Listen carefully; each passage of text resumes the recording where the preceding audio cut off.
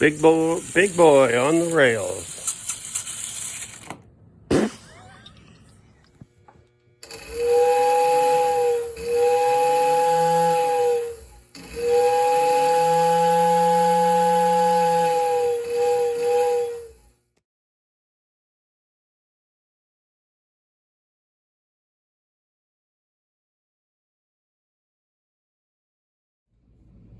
Hello everybody, welcome back to Old, Frail, and Decrepit.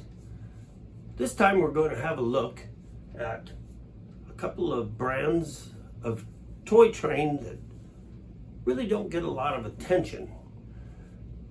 Partly because they weren't made for all that long.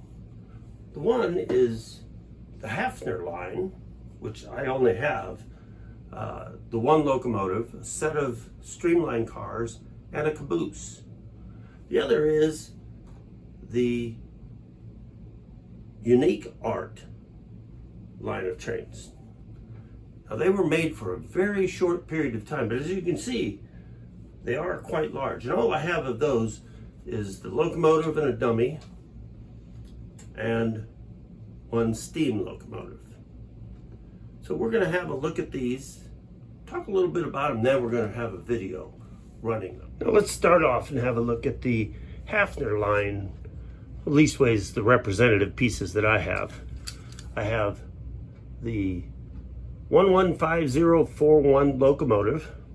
Now the one thing that you should know about Hafner's philosophy was, we make toy trains, so we aren't putting electric motors in them. Well, you'll see later in this video that this does have an electric motor. Oh, can you guess who made that? When I got this, I went ahead and did the modifications on it. Originally there was a bell right here, which if you do get one of these, you want to put an electric motor in, getting that bell out is the biggest pain. Now, you'll have to drill some holes, get some things into place, but I don't run a lot of wind-up trains, so I needed to get this electrified, which now it runs just like any other good running marks.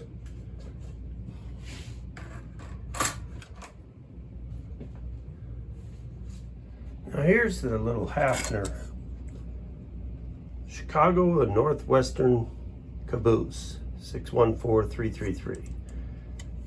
You can see Hafner had a different vision when it came to couplers. They got the little thumbs up coupler on there, and these were, because they were made for a wind-up situation, you'll see that they weren't too worried about things hanging down in the middle. Now I've kind of bent these up a little so that it'll go over the electrified track so it doesn't touch that center rail, but a few of these cars that I've seen in the past, my grandson has some, they do touch and they will short you out. But this is a cute little set I picked up. Now one of the Pullman cars was pretty badly beat up, and the observation car has a fair bit of rust on it, as you can see, but they are a cute little set, but they are extremely small. So bear that in mind. They're going to look a little funny hooked up to your Lionel. Now when it comes to these Unique Art locomotives, the one thing that I've always been a little frustrated with this is how poorly it pulled. Now you'll see in the first part of the video where this is running that it struggles to just pull 3 cars and a caboose. Well, I finally decided to follow the advice I'd often seen, and I end up putting actually 2 traction tires on. Looks like that one is kind of gotten all pushed out of the way, but put 2 traction tires on it, And you'll see from the video that made a big difference. Now you'll see here in these unique art locomotives, you'll notice that they are quite a bit larger than the Hafner. And when you look at them size-wise, they are very comparable to the Wyandotte line of things. And they use the tin litho situation or process like Marx did. Now, this caused a problem.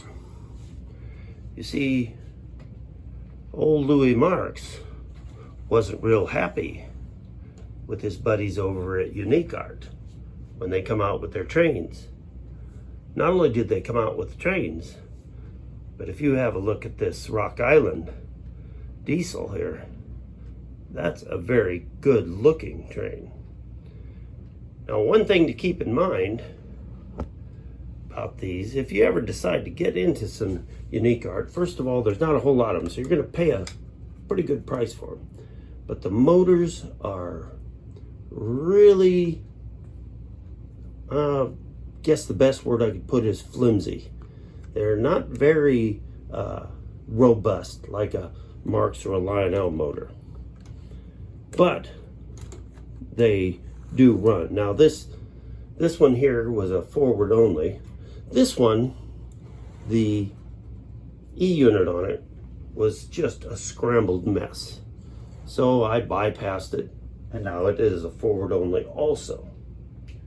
I was going to tell you about what happened with the boys at Unique Art and Marx Trains. Well, like I said, Louis Marx wasn't real happy with them when they come out with trains. So he came out with a larger set of trains. You might recognize that 994. Now you can see this one here also started out as a wind-up, but I've electrified it. But Marx decided we're going to come up with something bigger to go head-to-head with the Unique Art. And they did. Now this, as you can see, isn't quite as tall. It's a little longer than the normal Marx press steel locomotive. But they also came out with this. A press steel Santa Fe diesel. Now this is a very good looking locomotive. I can't say as it necessarily outshines the Unique Art offering, but Marx really did come out with something decent here, and it is a larger locomotive.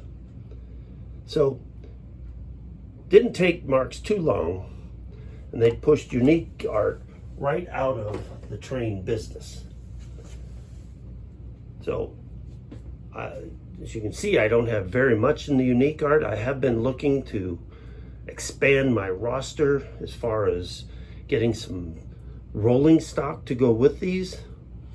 But when I've looked at the prices, I've decided, you know what? I think it might be better off just to run as I have here. A little Marx behind it. I even have it running some scale Lionel pieces.